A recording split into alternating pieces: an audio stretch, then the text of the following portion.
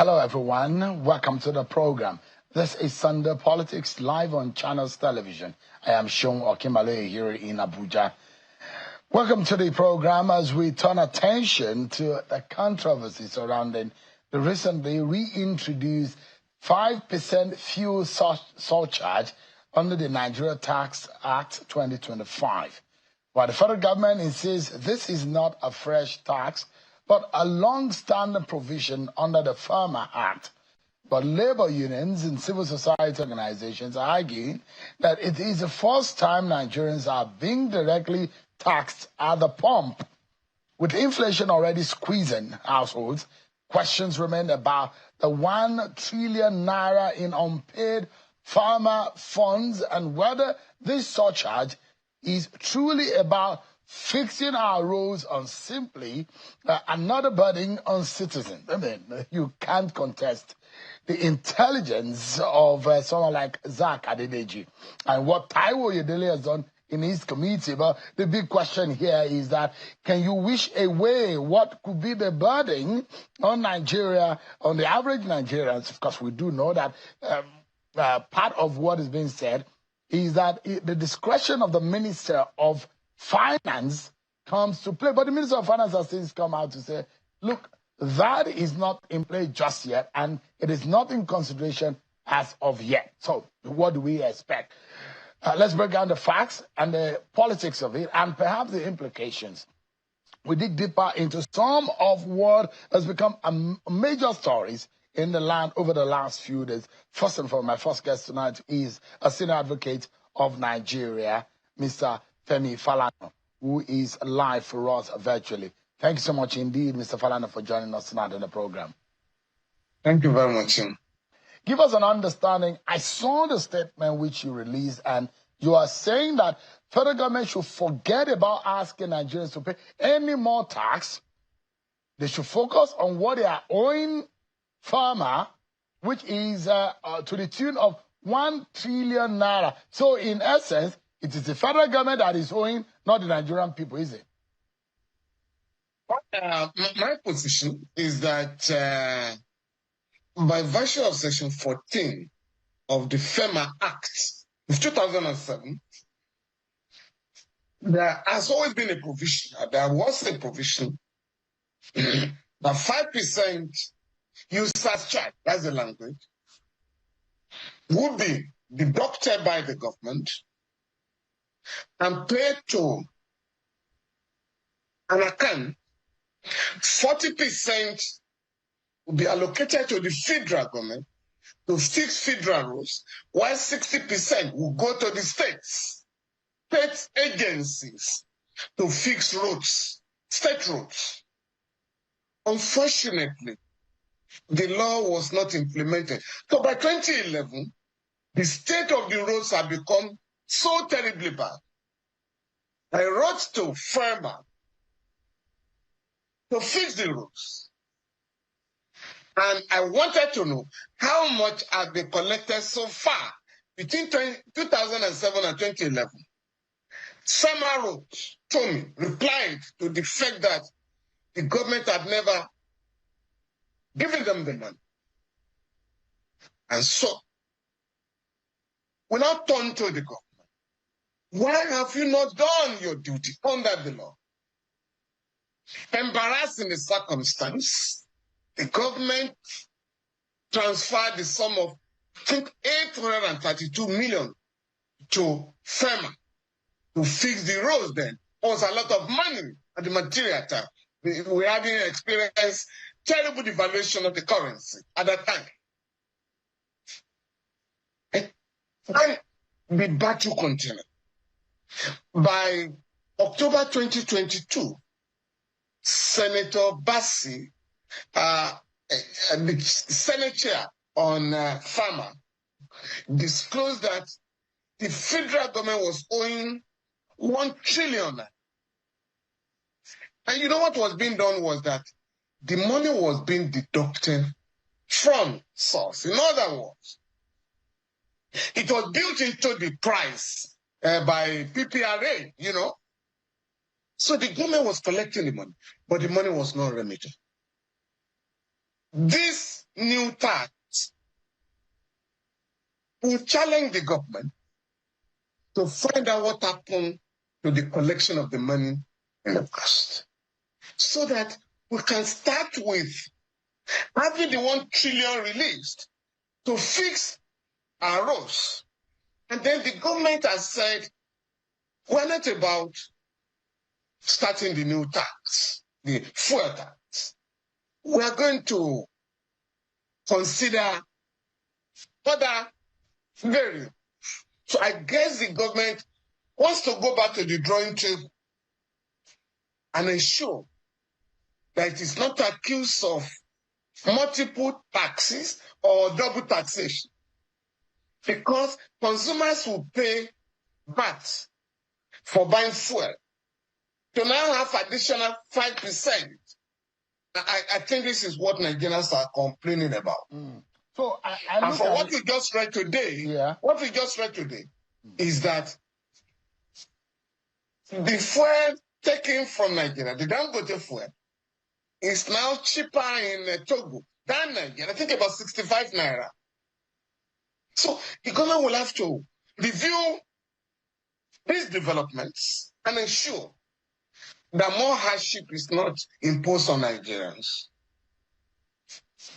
Now, you look at what is going on, Mr. Falana. On one hand, there is the RAMFAC proposing an increment in the salaries and wages of political office holders, including the president's office, will be increased. That is a proposal. And there are those who are now saying, does this government have any moral right to increase anything or to put any burden or to take anything more from the Nigerian people, who are now heavily burdened about how much they pay on transportation, the fact that the money's in their pocket and the food on their table, the value of such have been drastically messed up by the state of the Nigerian economy? Well, I would say that RAMFAC is not in a position to increase the salaries and allowances of public office holders without taking into consideration the fact that civil servants and other Nigerians are bearing the brunt of the economic policies of the public. To that extent, if you are going to have a review of salaries at all, it cannot be based on discriminatory basis. It has to be a holistic review, so that at the end of the day, the government will consider social inequality in the country, income disparity in the country. And RAMFAC is in fact trying to expose itself to some embarrassment. But I am aware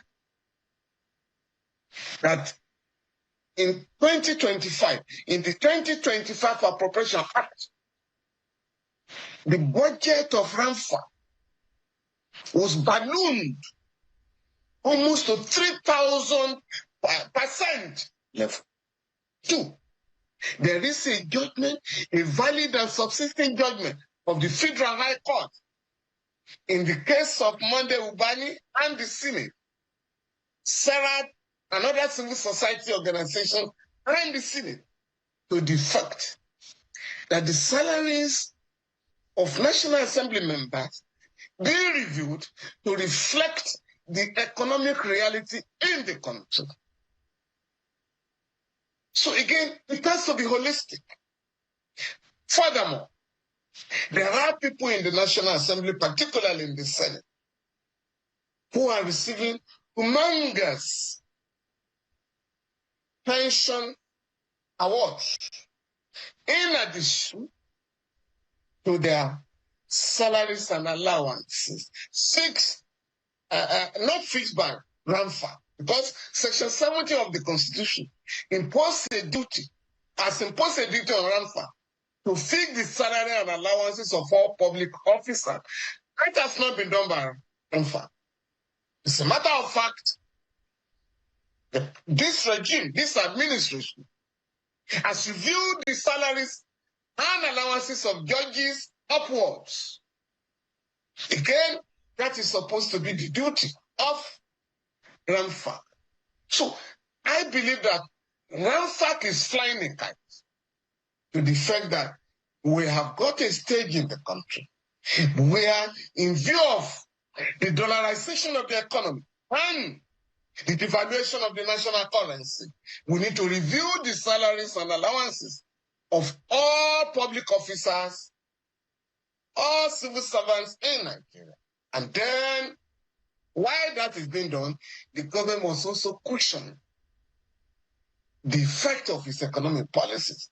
And I'm going to challenge the National Assembly, both the executive and the legislative arms, to ensure that the welfare laws of the country are henceforth enforced. For instance, we now have the National Social Investment Program Agents Act that has now made it compulsory for the government to fund cash transfer, feeding of primary school pupils, Empower program, and the rest of them. Secondly, in the area of health, the government only allocates 1% of its consolidated revenue fund for basic health program for our people, which is inadequate. The federal government, the president has just ordered all MDAs to ensure that all public officers key into the National Health Insurance Scheme. The National Health Insurance Authority Act of 2022 requires that all Nigerians be covered by the insurance, while the federal government is mandated to ensure that all public officers at the federal level are insured. The state government and the federal capital territory are mandated to ensure that other Nigerians in the private and public sectors are covered by the insurance. So there are other welfare laws that the time has come for the government to provide funding. For instance, you have the Senior Citizens, which requires the government to set up centers for senior citizens, those who are 70 and above, under the law. The government will have to fund that.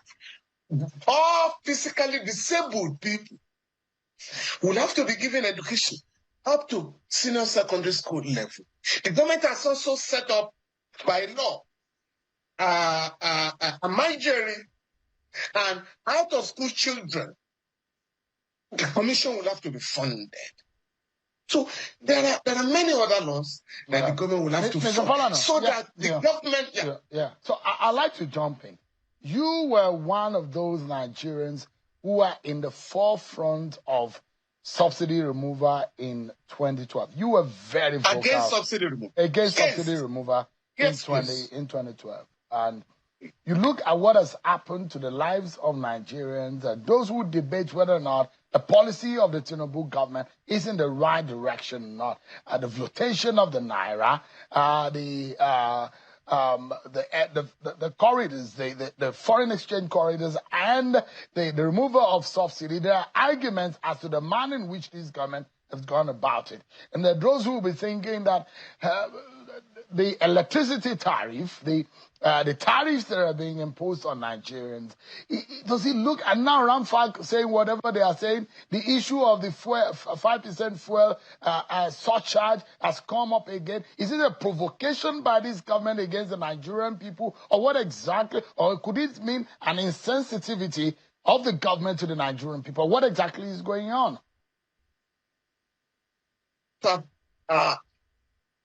Try to impress on the government or the authorities in the country. There's no way you can remove subsidy. There is no country in the world that has abolished or removed subsidies completely. Even leading Western countries like the United States of America, United Kingdom, France, and others subsidize electricity, subsidize agriculture, and many aspects of the lives of their people. So, when the government say we are removing subsidy, as a matter of fact, if I must say, it is IMF and the World Bank that insist that the government must remove all subsidy. We ask the government, develop the courage, muster the courage to tell these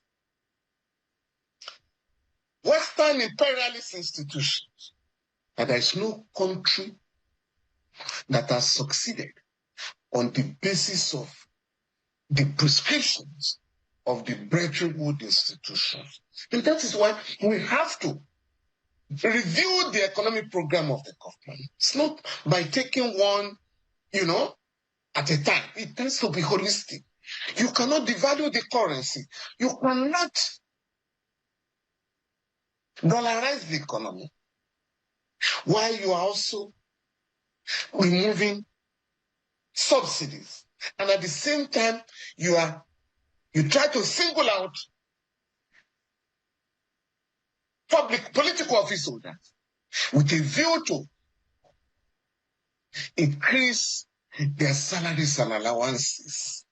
When you do that, you are provoking the people. So the government will have to, as I've said, in removing subsidy today,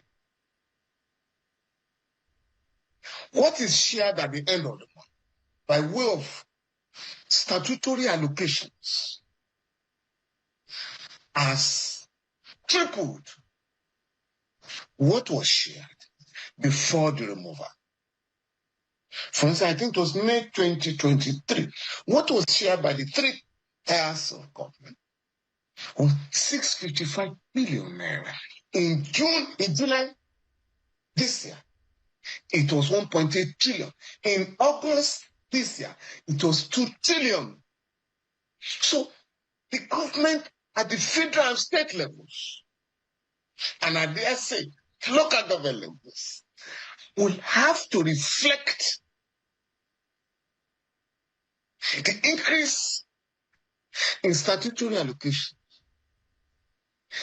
in the services, social services made available to the people. So you cannot, and that was why I campaigned in this forum that the government will have to be a full-fledged member of the BRICS, not a partner member. No. So that we can take advantage of the opportunities in that organization, whereby we can begin to ditch the dollar, promote our own currency right now in the government and outside the government. The dollar is the king in Nigeria. It shouldn't be so. A situation whereby the president was announcing gifts to footballers in dollars, not in naira. We'll have to stop. So we must promote the naira, strengthen the naira against the dollar. Because the naira is the legal tender in it and not the dollar. As a matter of fact, it's a criminal offense. Mr. Falana, let me to quickly reject the naira. It's a criminal offense under the Central Bank Act, Section 20. Let me quickly. So unless you stop people paying dollars, school fees in dollars, properties are being sold in dollars, gifts in dollars, then I dare say bribes are now paid in dollars. You cannot run an economy that can be said to be stable, an economy that will be in the interest of the people. Once you devalue your currency, particularly for an import-oriented economy, you are damaging the country. And that is why the government will have to review the neoliberal policies dictated by foreign economic interests. Mr. Falana, a quick one, and I'm not putting you on the spot. You have accused this government of throwing in the whistle and in the music being played by these organizations, these Bretton Woods organization. And to that effect, it's the Nigerian people that are feeling the pinch. Whether or not in the long run, these policies will amount to better life for Nigerians. But in the meantime, the kind of pain that some Nigerians are experiencing, there are those who will think, oh, let us weigh what is going on. Is this government on the right track? And I'd like to ask you, Mr. Falana, looking at all the indices, looking at what we saw in the last 2 years, compared to what it is right now, the policies of this government, and those who said that the Buhari government was a disaster economy-wise, but is the country better off today, are on the right path, economically speaking, than 2 years ago? Let's be frank with ourselves, and let's tell ourselves the truth. I know some people will be crying afterwards, whatever political parties they support. But let's look ourselves in the eye and tell ourselves, are we on the right track as a Nigerian people? Forget your political party affiliation. Are we in the place we're supposed to be? If not, are we on the right track, Mr. Falana? In 1986, the Ibrahim Babangida military junta imposed on Nigeria the structural adjustment program, taken by the same agents of destruction. And he said the economy was going to be the best in the world. Oh, Nigeria would be, the best country. But what happened? For over 40 years, we have been treading the same dangerous path prescribed by this institution. And what they have done since then is to call government program different names, so that our people are deceived. We are now told, as we were told then, that Nigeria should suffer a bit. At the end of the day, it will be boom for us. But all the time, yes, it's a boom for the ruling class or for the people. It's always a doom. And that is why Nigerians must mobilize this time around to demand for dividends of democracy. It can be postponed. It's one way you can improve the conditions of members of the political class to the detriment of the national economy. So that is why I am challenging my colleagues. This time around, take for instance, we are being told now that we are still implementing 2024 budget. As the government be advised to appreciate that the Appropriation Act of 2024 is a law which has expired. We should now be dealing with appropriation of 2025. So, and if you don't do that, when are we going to implement provisions of the Appropriation Act? Meanwhile, constituency projects are being executed by agents of legislators. Maybe 2025 appropriation, but we are still told that we are still operating the 2024 appropriation. So we need to sit down. The government will need to go back to the drawing table and review economic policies that are promoting gargantuan poverty in the country. And that is what I have suggested. And we are going to mount prayer on the government, not just the federal government, state government, local government, to implement social welfare laws in our country. For instance, we justify with our enormous wealth, with our enormous resources, 18.3 million children are roaming the street. So we're going to take advantage of the Amajiri and out-of-school children commission to ensure that children are picked from the street and enrolled in schools. We're going to ensure that cash is transferred to the vulnerable segment, vulnerable people in the society, which according to a government agency, today we have about 133 million people that are multidimensionally poor. We must take care of them. All right. Mr. Falana, quick one. I'd like to know, just in about 60 seconds, what INEC position on this issue of early campaign. And when I was talking to the INEC spokesperson, I think that to a large extent, there isn't anything like no provision of punishment as a basis for not exercising the power of a regulator on the operator, on the players who are the political parties. Anyone who is seen to have infringed should be taken up. And I don't know, what more do we need, Mr. Falana? Just a quick one, 60 seconds so that we can wrap up this conversation. INEC cannot watch fiscals like want to file it. Section 94 has prescribed that election campaign begin 150 days to elections and 24 hours to the election. There will be no political campaigns. Section 95 empowers INEC to drop rules and regulations.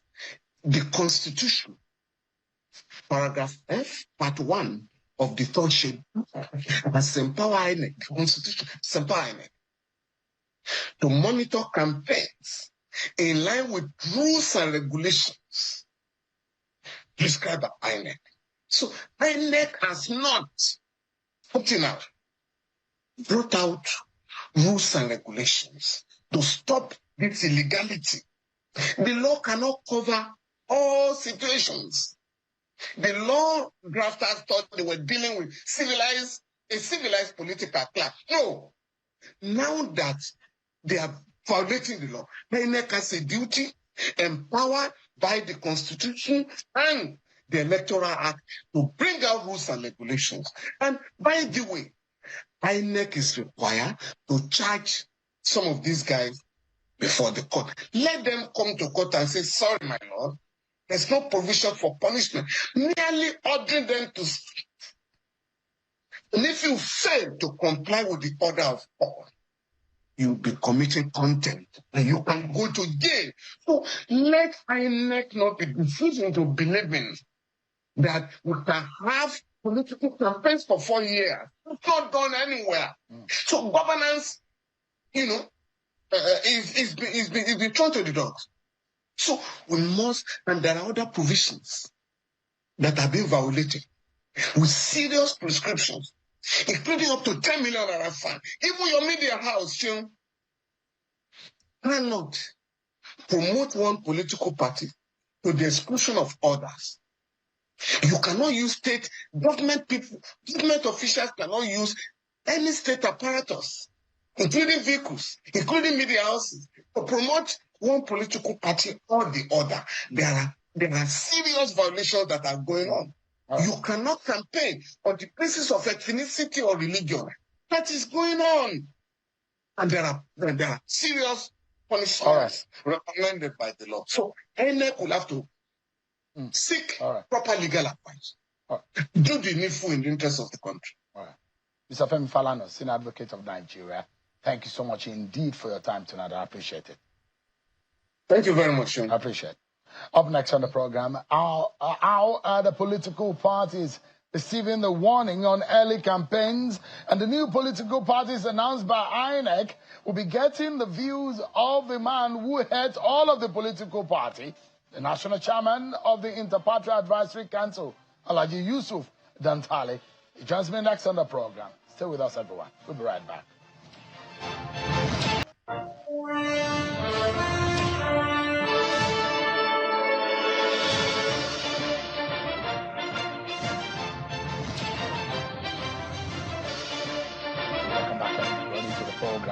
the electoral clock has even started ticking long time before, perhaps the fastest, earliest that we have seen this happening since 1999. Yet accusations of premature campaigns are already heating up Nigeria's political space. Serap is now demanding that INEC step in, prosecute politicians breaking the rules, or face legal action itself.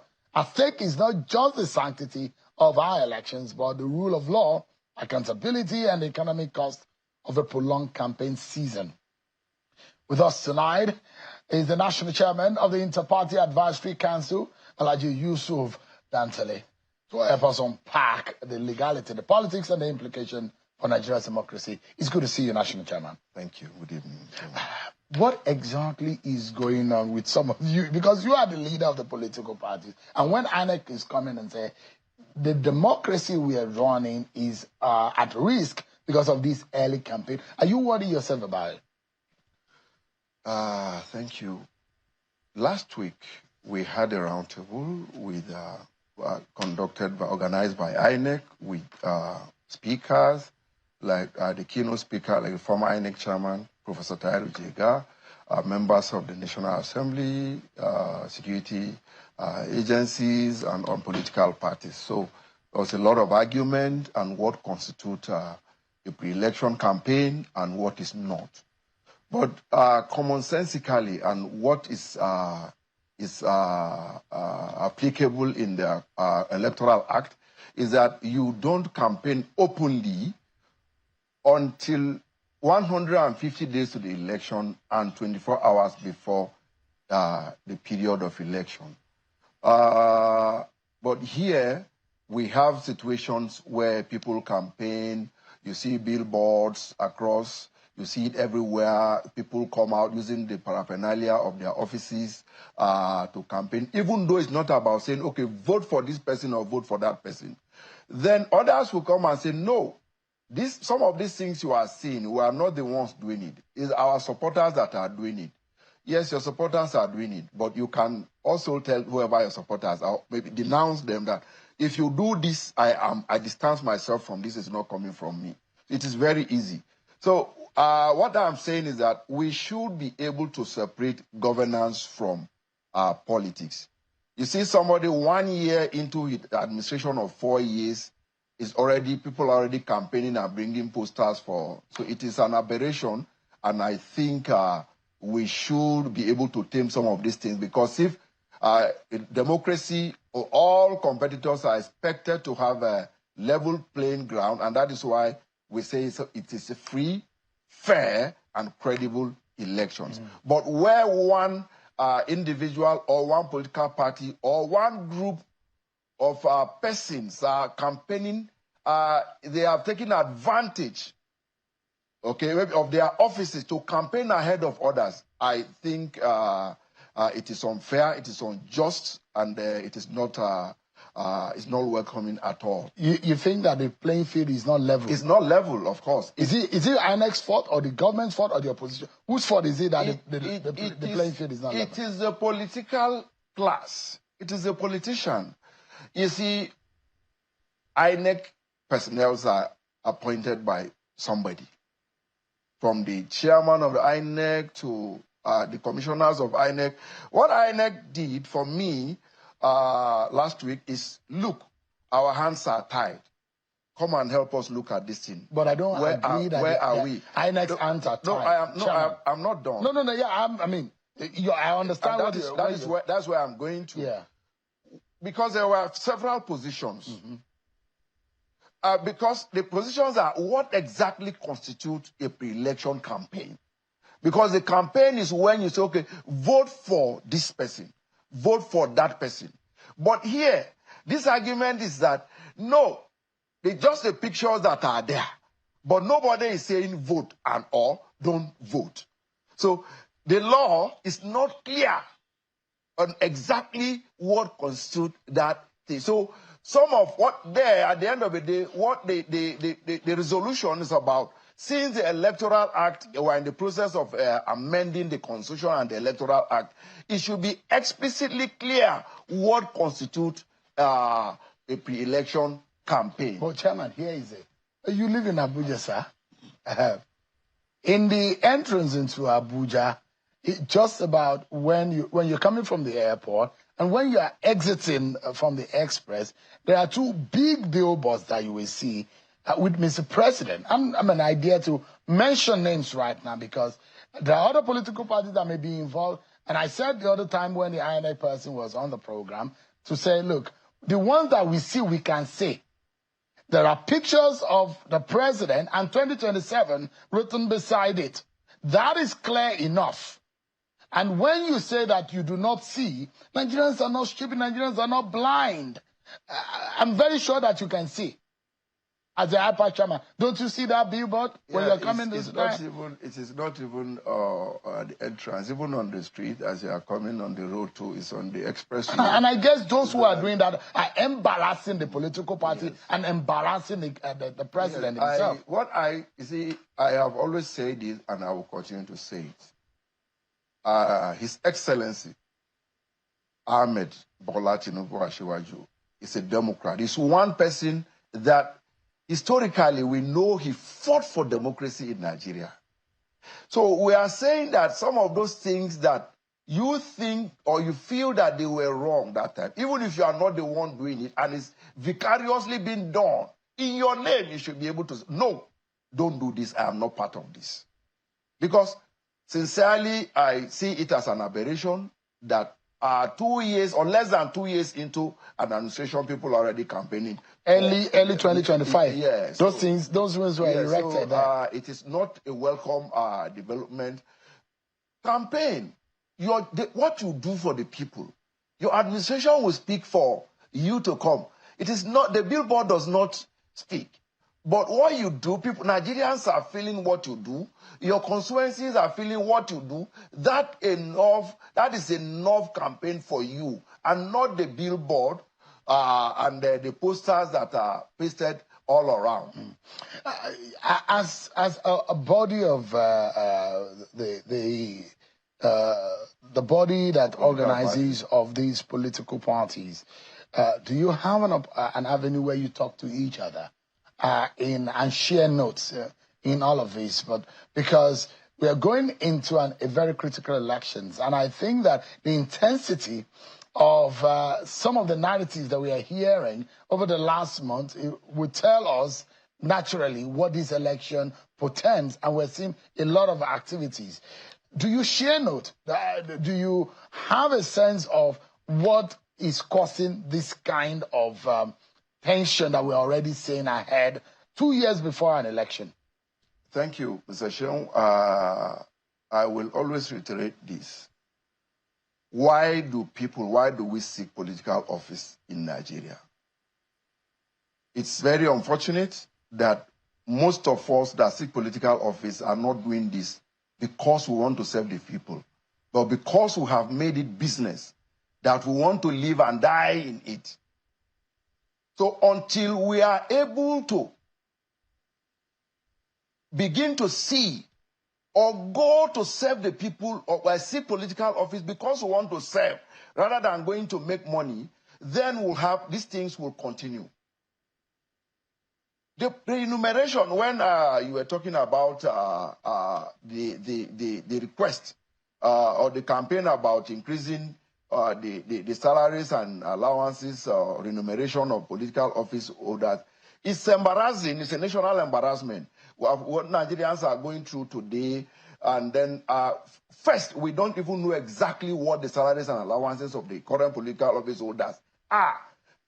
So now you want to increase the same thing that we don't even know exactly what it is.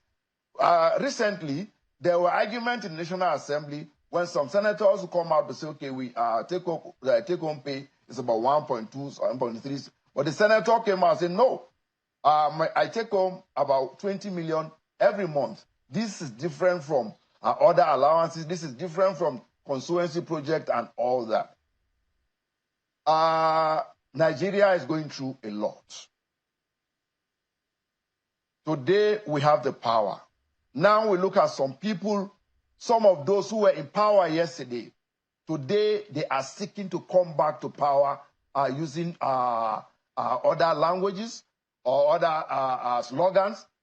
Yes, So if you are in power and you do not do what you are supposed to do that time, or embark on policies that will live beyond you or beyond your tenure, at the end of the day, the same positions that the people who were in power yesterday and want to return, you find yourself in that position of opposition. So it is a very simple thing. But I know that at the end of the day, Nigerians will do what is right. Let's take a quick break. And when we come back, I would like to know your views on the new political parties. Over 100 of them, but just about 20 or so, have now been approved by IPAC. I'd like to get your view as how the 2027 narrative is being shaped with the activities that we have seen. Plus, there will be a new IPAC chairman by the time that you are celebrating Christmas and the New Year. Who will be appointing this person? Who will this new person be? And what would you say about the almost 8 years of Professor Mahmoud Yakubu in office? We'll be right back after this break, everyone. Join us again.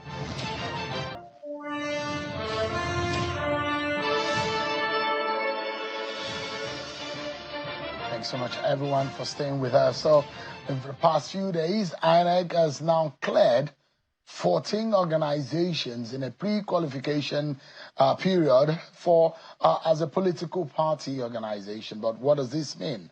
With the existing political parties we have on the ground, the coalition that we're saying, and those who are agitating that the space has to be broadened and we need to see more participation. Let me ask the IPAC National Chairman, Mr. Yusuf Dantali, who has been speaking with us. Every now and then we see the scrapping, the removal, the delisting of political parties. Now we have 14 people out of the over 100 who applied, groups and organizations who have applied to get a political party status. What do you make of it? Do we need more political parties, or we should build on the strength of the ones that are existing? For everything, there are advantages and disadvantages.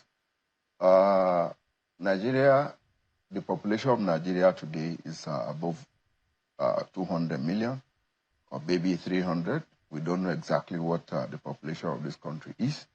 And there are agitations too that more states to be created. And then people feel that, okay, with more political parties registered, it will open doors for people to aspire to become what they want. Okay, that will reduce, at least to make them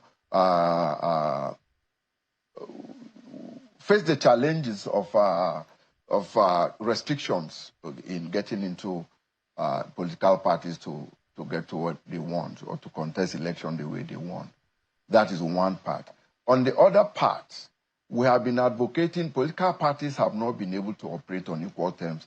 Reason that with the withdrawal of subvention from the federal government now, political parties find it difficult to be able to undertake some of their activities, okay? But for those who are in government, are able to have access to government coffers, they do better than those who do not have access to government coffers. But we are saying that, okay, political parties, government should restore, the National Assembly should restore subvention by being given to political parties. So if the subvention is being restored at the end of the day, the larger the number of the political parties, the more difficult it will be to manage the party. So this is what it is on both sides. So how do you then get a level playing field such that the party in government and those who are not in government will have equal access to funding, to assets, to facilities, even to media visibility? Everything. Yeah. Yes. But with this number, it will be a difficult thing to do. But we have been advocating for some of these things. And I go back to the days of long ballot paper. Yes. There's something I forgot to say. We know when we talk about the pre-election, the early campaign, INEC is saddled with the responsibility of evaluating and ascertaining exactly what is spent by auditing the spending or election spending. But with the pre-election camp as it is, this early campaign, it will be difficult for INEC to track the spending of politicians because you don't even know where to start from, since the law only recognized 150 days to the election. And I don't think every political party in Nigeria should focus on contesting for presidential election. In some other climes, there are political parties that the only thing from time immemorial, they've taken a particular local government or a particular region of a state, and they've dominated it. Yep. And they are not known at the national level in some countries. Yes. And I think that the ability of you being able to hold your own in your own ideology in the areas that are in fact in this country, we've seen it in the past, the political parties are actually designed alongside the belief system of some group of people. So, I mean, maybe that will help, don't you? It will help tremendously. But for that to take effect and be better for us, until we scrap State Independent Electoral Commission, so that we'll now have real conduct of election, that there will be votes that will count. If not, it will be difficult to have such. Yeah. Or we improve the standard. That is, if INEC doesn't take over the conduct of local government election, we improve it in a way that there will be real conduct of election. All right. I like Dante. We're totally out of time. I actually wanted to know what your views are on who will be the next INEC chairman. Maybe we'll have another time to discuss that. It's okay. It's all right. Aladi Yusuf Dantale is a national chairman of Interparty Advisory Council. Thank you, as always, for coming on the program. You're welcome. I appreciate it. That's our show for today, everyone. Many thanks for watching. I'm Sean Akimbaloye. God bless Nigeria.